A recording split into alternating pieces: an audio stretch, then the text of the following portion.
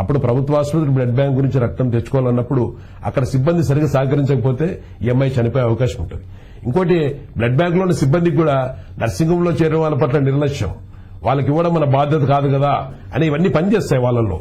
దానికి తోడు blood bank లో ఉన్న డాక్టర్ కు నర్సింగ్ హోమ్ డాక్టర్ కూడా ప్రొఫెషనల్ జల్సీస్ ఉన్నప్పుడు ఆ పేషెంట్ కు ప్రమాదం జరిగే అవకాశం ఉంటుంది. అంటే ఈ చట్టం వల్ల ఉపయోగాల కంటే కూడా నష్టాలు ఎక్కువ కనిపిస్తుంది. నష్టం ఎక్కువ ఉంది. ఎందుకంటే ఇప్పుడు పరిస్థితి యాజిటీస్ ఉన్న పరిస్థితిలో నష్టం ఎక్కువ ఉంది. కాబట్టి మేము కోరుకునేది ఏమంటే ముందు ప్రభుత్వ ఆసుపత్రి బ్లడ్ బ్యాంకులో సంఖ్య పెంచడం, ఎక్కడికక్కడ బ్లడ్ బ్యాంకులో తగినంత రక్తం నిల్వ ఉంచడం, దానికి తగిన క్యాంపులు నిర్వహించడం, మండల స్థాయిలో స్టోరేజ్ పాయింట్స్ పెట్టడం. అప్పుడప్పుడు నర్సింగ్ హోమ్స్ కూడా కొన్ని స్టోరేజ్ పాయింట్స్ పర్మిషన్ ఇస్తే నర్సింగ్ హోమ్లు కావాల్సిన వాళ్ళు వాళ్లే ఆ బ్లడ్ బ్యాంక్ నుంచి రక్తం తెచ్చుకుని అక్కడ పెట్టుకుంటారు. ఎమర్జెన్సీకి వాళ్ళు వాడుకునే అవకాశం ఉంటుంది. అవి జరగడంతో ఈ చట్టాన్ని కొంత ఇది వాయిదా వేయాలంటున్నాం. మరి దీనివల్ల బయట ఈ ఏసీడీ బ్యాగ్స్ ఉంటారు, అంటే బ్లడ్ కలెక్షన్ బ్యాగ్స్ అనేటివి ఇంతకుముందు 70 రూపాయలతో అమ్మేవాళ్ళు. 70 రూపాయలు అమ్మే దాంట్లో 30 రూపాయలు లాభం వచ్చేది అమ్మేవానికి. కానీ ఇప్పుడు ప్రభుత్వ చట్టం ప్రకారం అది అమ్మడం నేరం కాబట్టి ఇది అమ్మడం నేరం అనేసి 70 రూపాయలకు అమ్మడం నేరమేమో అని ఇప్పుడు దాన్ని 300-500 రూపాయలకు అమ్ముతున్నారు ఇల్లీగల్ గా. మరి ఎమర్జెన్సీ కాబట్టి తీసుకుంటున్నారు. దీనివల్ల ఇది చాలా దోపిడీకి గురవుతున్నారు, ముఖ్యంగా పేదలకు గురవుతున్నారు. మనం ఉచితంగా రక్తం ఇస్తున్నాం పేదవాడిని చూసి. కానీ నర్సింగ్ హోమ్ లో దాన్ని తీసుకోవాలంటే కేవలం బ్యాగ్ కోసం 300 రూపాయలు, టెస్టుల పేరుతో 700, 1000 రూపాయలు దోపిడీ జరుగుతుంది. ఇదే ప్రభుత్వ బ్లడ్ బ్యాంక్ నుంచే మనం రక్తం తెచ్చుకోవాలంటే 275 రూపాయలతో మనకు ఆ రక్తం దొరుకుతుంది సబ్సిడీ రేటుతో. మరి ఈ రకంగా అవన్నీ చక్కబడాలంటే ప్రభుత్వ బ్లడ్ బ్యాంకులు ఎక్కువ కావాలా?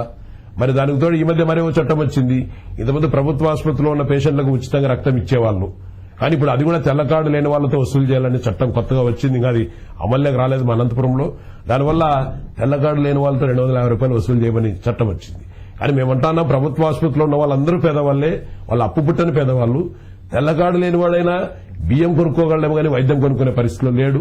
కాబట్టి వారందరికీ కూడా తెల్లకాడుతో నిమిత్తం లేకుండా రక్తం ఉచితంగా వల్ల ఒకప్పుడు రక్తం లేక చావడం అయితే ఇప్పుడు బ్లడ్ బ్యాంక్ లో రక్తం ఉన్నా డబ్బు లేక దొరకని పరిస్థితి అవుతుంది. కాబట్టి దయచేసి ప్రభుత్వాన్ని మేము కోరుకుంటున్నాం, ఈ రకంగా ఫీజులు వసూలు చేయడం అనేది దాన్ని మానేయాలని మేము విజ్ఞప్తి చేస్తాం. ఈ బ్లడ్ బ్యాంకులు అనేవి జిల్లా కేంద్రాలుగా పరిమితం అవుతున్నాయండి. ఒక జిల్లా మారుమూల ప్రాంతంలో ఏదైనా యాక్సిడెంట్ జరిగి ఏదైనా ప్రమాదం జరిగినప్పుడు అక్కడ రక్తం ఎక్కించాల్సిన పరిస్థితి వస్తే జిల్లా కేంద్రానికి వచ్చి ఇక్కడ నుంచి బ్లడ్ బ్యాంక్ తీసుకెళ్లేంత టైం ఉండట్లేదు. అందుకని ప్రభుత్వం ఏదన్నా ఈ బ్లడ్ బ్యాంకులను జిల్లా కేంద్రాల నుంచి కాకుండా ఈ పిహెచ్సి లెవెల్లో, ఆసుపత్రి లెవెల్లో కూడా విస్తరించే అవకాశం ఉంటే బాగుంటుంది. అది ప్రభుత్వం అయితే చేస్తే చాలా మంచిది. కానీ ప్రభుత్వ పరిస్థితి ఆ రకంగా లేదని మనకు అనిపిస్తుంది. అంటే ఉన్న బ్లడ్ బ్యాంకులకే సరిగా వాళ్ళు సరిగా సౌకర్యాలు కల్పించడం లేదు. మరి ఎయిడ్స్ డైరెక్టర్ నుంచి ఆ రకమైన చట్టం అయితే వస్తుంది. కానీ ఎయిడ్స్ కోసం ప్రచారాని కోసం కోట్లు ఖర్చు పెట్టే వీళ్లు ఆ బ్లడ్ బ్యాంకుల సౌకర్యాలు పెంచకపోవడం అనేది చాలా విచారకరమైన విషయం. మరి కాబట్టి మేమేమంటున్నామంటే చేయాల్సిందంతా ఈ చట్టంలో చేయాల్సిందేమంటే రక్తం అన్ని పరీక్షలు చేసిన తర్వాతనే రక్తం ఎక్కించాలనేది మెయిన్. కాబట్టి తప్పనిసరిగా ఈ స్క్రీనింగ్ అంతా ఎయిడ్స్ టెస్టులు ఇవన్నీ చేసుకునే రక్తం ఎక్కించుకోవాలా అనే దానిపైన వాళ్ళు నిర్దేశిస్తే కొంత దానిపైన ఒక ఇది ఇస్తే చాలా. అంతేగాని ఈ చట్టం మాత్రం ప్రస్తుతానికి ఉన్న పరిస్థితుల్లో మన పేద పరిస్థితుల్లో అది చాలా ఇబ్బందికరంగా ఉంది. తప్పకుండా దీని గురించి ప్రభుత్వం ఆలోచించాలంటున్నాం, ఒక మానవతా దృక్పథంతో ఆలోచించాలంటున్నాం. అమర్నాథ్ గారు, ఈ రక్తదానం సంబంధించి అనేక స్వచ్ఛంద సంస్థలు రకరకాల పద్ధతుల్లో రక్తదాన శిబిరాలు నిర్వహిస్తున్నాయి. దీన్ని విస్తృతంగా ఇంకా ప్రజల్లో తీసుకెళ్లడానికి, అందరిలో దీని మీద అవగాహన కలిగించడానికి ఏం చేయాలంటే? మామూలుగా దీనికైతే ప్రధాన మార్గం ఈ రక్తదాన శిబిరాలకు మేము బాగా చూసినామండి. అప్పుడప్పుడు అధికారులు కొద్ది మందిని ఆశ్రయించి కూడా క్యాంపులు పెట్టడం జరిగింది. ఆ అధికారులు రక్తదాతలైతే క్యాంపులు జరుగుతున్నాయి. ఆ అధికారి రక్తదాత అయితే దీనికి ఉదాహరణకు వస్తారు ఏమంటే మా అనంతపురంలో ఫారెస్ట్ కన్జర్వేటర్ ఉండేవాడు ఆయన రామకృష్ణరావు అని ఆయన ఉండేవాడు. మరి ఒకసారి ఫారెస్ట్ డిపార్ట్మెంట్ లో ఎంప్లాయీ పైన సెంట్రల్ మినిస్టర్ దాడి చేసినప్పుడు దానికి నిరసనగా వాళ్ళు రక్తదాన శిబిరం ఏర్పాటు చేశారు. ఎందుకు ఆలోచన వచ్చిందంటే ఆయన ఫారెస్ట్ కన్జర్వేటర్ బ్లడ్ డోనర్ కాబట్టి ఆ నిరసనగా ఈ కార్యక్రమం తీసుకోవడం జరిగింది. మరి ఎంతో మంది ఎంఆర్ఓలు మా స్నేహితులు ఉన్నారు, వాళ్ళను ఎండీఓలు ఇట్లా వాళ్ళని తీసుకుని పోలీస్ ఇన్స్పెక్టర్లు వాళ్ళ సహకారంతో అక్కడక్కడ పల్లెల్లో క్యాంపులు నిర్వహించినాం. కానీ అది ఎందుకో అది అంత మేము అనుకున్నంత రీతిలో జరగలేదు. కానీ క్యాంపులు జరగడానికి ఓన్లీ సోర్స్ కాలేజ్ విద్యార్థులు, యువకులు, వాళ్ళందరికీ మంచి చేయాలనుంది, వాళ్ళందరికీ రక్తం ఇవ్వాలనుంది. మేము ఏమి మోటివేషన్ లేకనే క్యాంప్ అంటేనే వందల మంది రక్తం ఇచ్చే సిద్దమవుతున్నారు.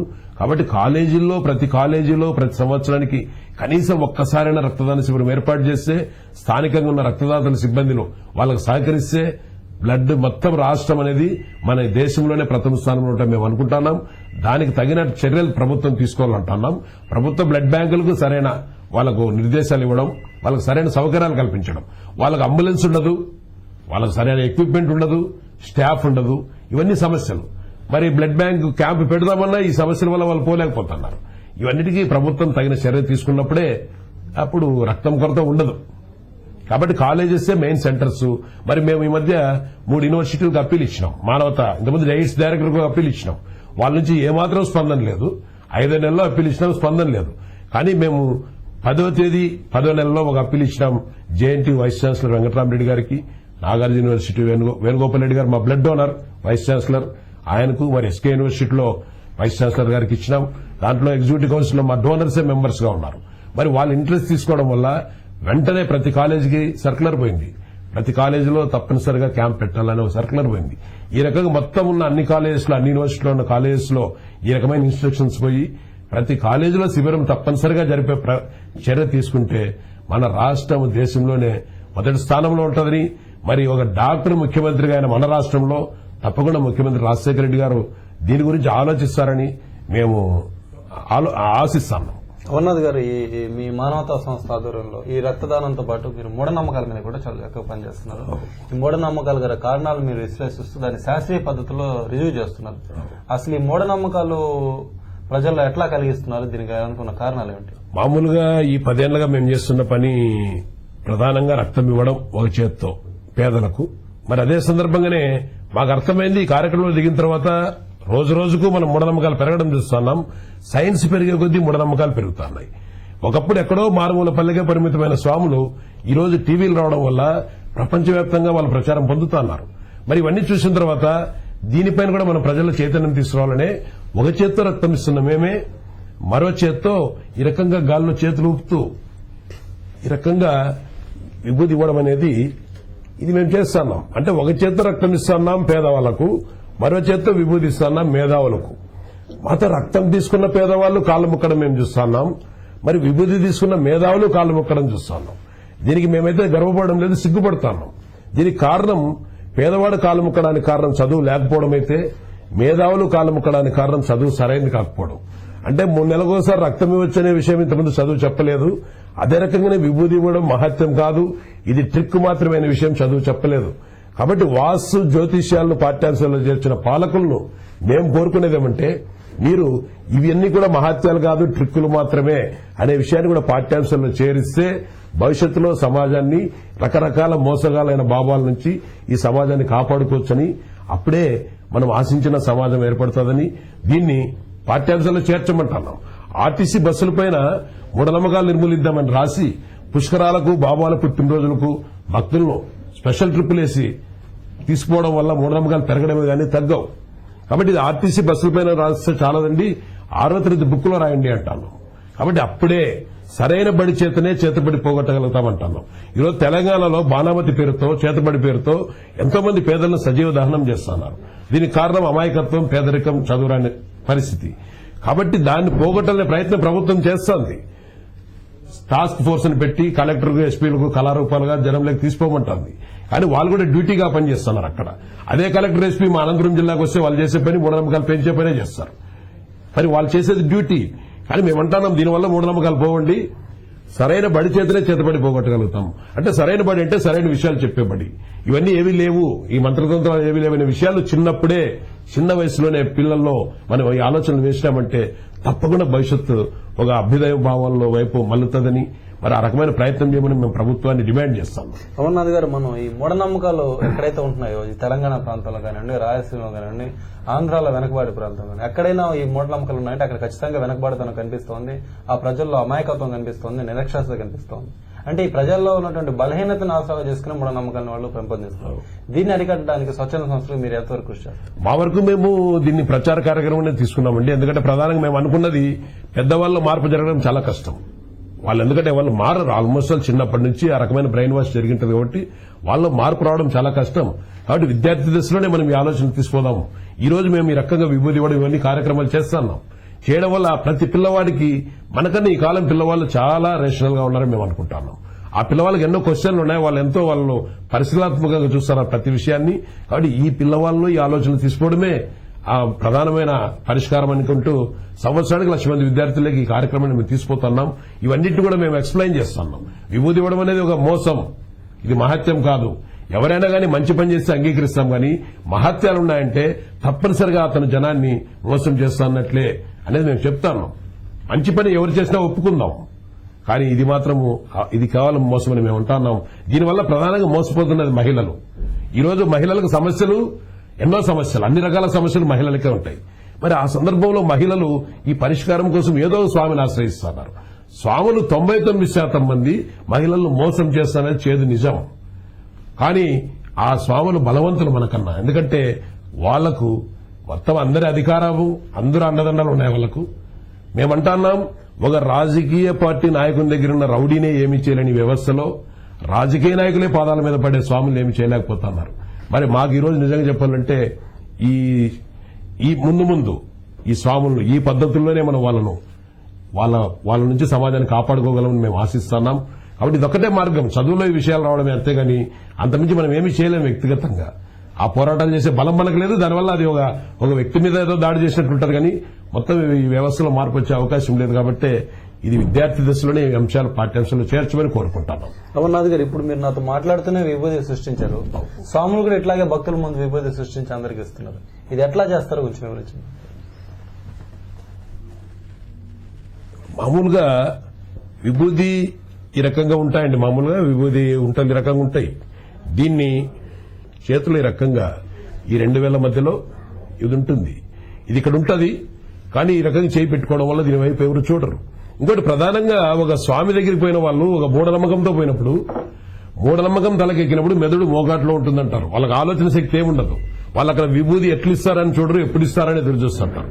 ఈ రకంగా చేతిలో ఉంటది, ఇది చేతిలో ఉంటుంది. కానీ లేనట్లే వాళ్ళు రకరకాల నమస్కారాలు చేస్తూ, రకరకాల యాక్షన్లు చేస్తూ, లేనట్లే వాళ్ళు దాన్ని మనకు ఫీల్ అయ్యేట్లు చేస్తారు. ఆ ఇచ్చే ముందు స్వాములు ఏం చేస్తారు, ఈ రకంగా చెయ్యి ఈ రకంగా అంటారు. ఈ రకంగా అన్నప్పుడు మనం ఏమనుకుంటాం, చెయ్యి ఖాళీ అనుకుంటాం. ఇది అనుకున్నప్పుడు ఈ రకంగా గాల్లేక అంటారు, చెయ్యి ఇట్లా గాల్లేక అంటారు. అంటే మన ఆలోచన ఏమంటే గాల్లో నుంచి సృష్టిస్తున్నారని. ఇట్లా గాల్లేకి ఈ రకంగా అన్నప్పుడు, ఇట్లా తీసుకున్నప్పుడు ఇక్కడ ఈ బిగ్గర్ మూమెంట్ అనేది స్మాలర్ మూమెంట్ కనపడకుండా చేస్తుంది. అప్పుడు చేతిలోకి ఇది వస్తుంది. ఈ రకంగా అంటే ఇది పొడి పడుతూ ఉంటుంది. అప్పుడు పడినప్పుడు ఆశ్చర్యపోతారు. ఎవరైనా విభూతి పవిత్రమైంది కాబట్టి, హిందువులకు పవిత్రమైంది కాబట్టి ప్రతి ఒక్కరూ భక్తిభావం ఉన్న వాళ్ళందరూ కూడా వెంటనే అతని మీద పాదాలపైన పడడం మనం చూస్తాం. అంటే విభూతి మీరు చూపించిన పద్ధతిలో కొంతమందికి ఇవ్వగలుగుతాం, 10 మందికో 12 మందికో. కానీ స్వాములు ఒక 100 మందికి 50 మందికి ఇవ్వగలుగుతున్నారు. ఒకేసారి అంత మొత్తం ఎట్లా వాళ్ళ చేతుల్లో తీసుకోగలరు? ఇది 1000 మందికి ఇవ్వచ్చు విభూతి. ఎందుకంటే 1000 మంది భక్తులు ఉన్నప్పుడు 1000 మందికి మనం ఇవ్వచ్చు. దానికి మనం చేయాల్సిన పని ఏమంటే, మన ఏజెంట్లు అక్కడెక్కడ ఉంటారు. మన ఏజెంట్లు అక్కడెక్కడ ఉంటారు, వాళ్ళ దగ్గర ఇదే విభూతి గుంటలు ఉంటాయి. స్వాములు ఇట్లా ఇచ్చుకుంటా పోయేప్పుడు ఇది అయిపోయే పరిస్థితిలో ఆ ఏజెంట్ దగ్గరికి చేస్తారు. ఆ ఏజెంట్ వీళ్ళ కాళ్ళు ముక్తూ చేతిలో ఆ ఉంట పెట్టేస్తుంది. అది తీసుకొని మరి ఇంకొక ఏజెంట్ దగ్గరికి పోతారు. మొత్తం 10,000 మందిని మనం కవర్ చేయొచ్చు. అంతమందికి ఇవ్వాల్సిన పని కూడా లేదు, ఉన్నంతలో ఇస్తాడు. అప్పుడు ఏమనుకుంటారు, అదృష్టం లేని దొరకలేదు అనుకుంటాడు, అదృష్టం దొరికింది అనుకుంటారు భక్తులు కూడా. ఈ పరిస్థితిలో భక్తుల బలహీనతే వాళ్ళ బలం. కాబట్టి ఇది ఇవ్వడం సులభం. మరి అప్పుడప్పుడు ఇదే విభూతి పటాల మీద రాలుతుంది. పటాల మీద రాలుతానే పొద్దున్నే పేపర్లో వస్తుంది, పలానా కాలనీలో పట్టం మీద రాలుతుంది విభూతిని. ఎట్లా రాలుతుంది పటాల మీద అంటే, ఆ పటాలకు ఫోటోస్ అల్యూమినియం ఫ్రేమ్స్ ఉంటే దానికి మెర్క్యూరీ క్లోరైడ్ అప్లై చేస్తే కొన్ని రోజులు అది కెమికల్ రియాక్షన్ వల్ల ఒక యాష్ పడుతుంది. అది నాది విభూతి కాదు, అది ఒక సమ్ యాష్ మాత్రమే. అది దాన్ని విభూతి అనుకుంటాం, మహత్యం అనుకుంటాం. 2 రోజులు వస్తుంది, ఆగిపోతుంది. అది భక్తులు చేసే కుంకుమ కూడా రావటాన్ని, ఇవన్నీ కూడా సమ్ ట్రిక్. అది మనం చూస్తే గానీ అప్పుడు ఎక్స్ప్లెయిన్ చేయలేము. కానీ వాళ్ళు ఎవరే కానీ అలౌ చేయరు మనం. మీరు బాగా చూడండి, ఎక్కడైనా కానీ ఏదైనా మీరు భవిష్యత్తులో మీ గుంటూరులో ఏదైనా ఒక కాలనీలో ఈ రకంగా ఏర్పడుతున్నప్పుడు మీరు అక్కడికి కేవలం దాని ప్రచారం కోసమని కాకుండా ఒక పరిశీలనాత్మకంగా స్కెప్టిక్ మైండ్ తో మనం పోయినామంటే తప్పకుండా మోసం బయటపడుతుంది. మరి ఇంకోటి, స్వాములు మీరు ఎప్పుడైనా మీరు కూడా ప్రోగ్రామ్ కవర్ చేసేప్పుడు ఫేస్ కాకుండా చేతుల వైపు మీ కెమెరా తిప్పినామంటే స్వాముల మోసం తప్పకుండా బయటపడుతుంది. కాబట్టి ఈ మధ్య ఒక స్వామి పేరు చెప్పే అవసరం లేదు, ఫస్ట్ టైం తన పుట్టినరోజుకు ఏ ప్రెస్ కెమెరాను అలౌ చేయలేదు. దీనికి కారణం భయం, ఏ కెమెరా క్యాచ్ చేస్తుందని. ఇది కన్ను కనిపెట్టింది కెమెరా కనిపెడుతుంది.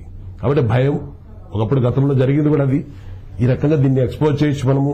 ఇవి చాలా విషయాలు మేము దీని గురించి చెప్తా ఉంటాం. అమర్నాథ్ గారు, ఈ ఒక విభూతి సృష్టించడమే కాకుండా ఇంకా ఇతరత్ర అంశాలు కూడా మీరు ఏమైనా శాస్త్రీయంగా రుజువు చేయగలుగుతారు? అన్ని మనం చేయగలం. ప్రతి ఒక్కటి ఉంగరాలు ఇవ్వడం, శివలింగాలు ఇవ్వడం, కొబ్బరికాయ కొడితే పూలు రావడం, నీళ్లు చల్లితే మంటలు రావడం, ఇవన్నీ విషయాలు కూడా మనం చేయొచ్చు. ఇవన్నీ ఎక్స్ప్లెయిన్ చేస్తాం. రకరకాల బలహీనతలను సొమ్ము చేసుకుంటున్నారు మంత్రగాళ్ల పేరుతో, స్వాముల పేరుతో. ఇవన్నీ చెప్పినప్పుడే ఎవరు మోసపోరనేది మా నమ్మకం. మరి ఈ పద్ధతుల్లో సామాజిక స్పృహ ఉన్న వాళ్ళు ఎవరు సమాజాన్ని మోసం చేయడం మేమంటున్నాం. ఆ కార్యక్రమం చూసిన ఎవ్వరే గానీ భవిష్యత్తులో మోసపోరు. అదే రకంగా సమాజాన్ని మోసం జరిగిన మా ఆశ. ఇక్కడ సామాజిక స్పృహ పెరిగితే స్వార్థం తరుగుతుంది, స్వార్థం తరిగితే నిజాయితీ పెరుగుతుంది, నిజాయితీ పెరిగితే సమాజం ఆరోగ్యకరంగా ఎదుగుతుంది అనేది మా నమ్మకం. కాబట్టి ఆ సామాజిక స్పృహ పెంచే ప్రయత్నం మేము చేస్తాము.